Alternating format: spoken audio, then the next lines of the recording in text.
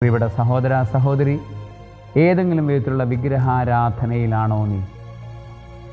Film സ്റ്റാറുകളെ ആരാധിക്കുന്നത്, അവരുടെ പിന്നാലെ പോകുന്നത് വിഗ്രഹാരാധനയാണ്. ഫുട്ബോൾ താരങ്ങളെ ആരാധിക്കുന്നത് വിഗ്രഹാരാധനയാണ്. നിന്റെ തന്നെ കൂട്ടുകാരനെയോ കൂട്ടുകാരിയെയോ ആരാധിക്കുന്നത്, ഓവർ ഡിപ്പെൻഡൻസിയിലേക്ക് പോകുന്നത്, അതൊരു തരം വിഗ്രഹാരാധനയാണ്. മനുഷ്യരായ നിങ്ങൾ പരസ്പരം മഹത്വം കൊടുക്കുന്നു, എന്നാൽ ഏകദൈവത്തിൽ നിന്ന് വരുന്ന മഹത്വം നിങ്ങൾ സ്വീകരിക്കാതെയും പോകുന്നു. ഈശോ യോഹന്നാൻ്റെ സുവിശേഷത്തിൽ പറഞ്ഞതാണത്, യഹൂദരെക്കുറിച്ച് പറഞ്ഞതാണ്.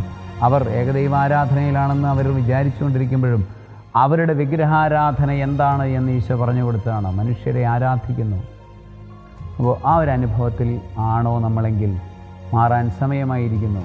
ദൈവത്തിങ്കിലേക്ക് തിരിയാൻ സമയം, അതെല്ലാം ഉപേക്ഷിക്കാൻ